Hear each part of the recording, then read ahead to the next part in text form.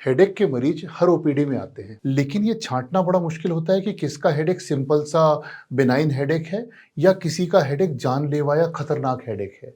तो इसमें डिफरेंशिएट करने का सिस्टम सिखाता हूँ आपको।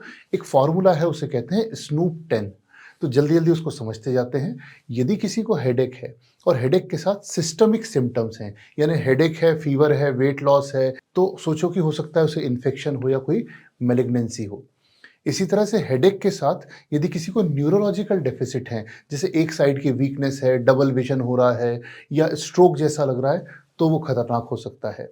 इसी तरह से अगर किसी पुराने कैंसर के पेशेंट को हेडेक हो रहा है, तो डरो कि कहीं इसे मेटास्टैसिस तो नहीं हो गया है। अगर ओल्ड पेशेंट को हेडेक है, 50 साल से बड़ा पेशेंट है, उसका सर दुख रहा है, तो ये भी सोचो कि हो सकता है इसे कोई जीसीए या इस तरह की कोई समस्या हो सकती है।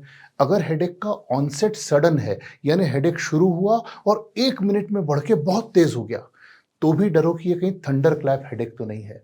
इसके अलावा 10 पी और हैं, यानी कि हेडेक में साथ में यदि पैटर्न चेंज हुआ है हेडेक का, या प्रोग्रेसिव हेडेक है, या पोस्चरल हेडेक है, या प्रेगनेंसी के साथ हेडेक है। मैं एक पूरी लिस्ट दे रहा हूँ, इसको बुक मार्क करके रख लो।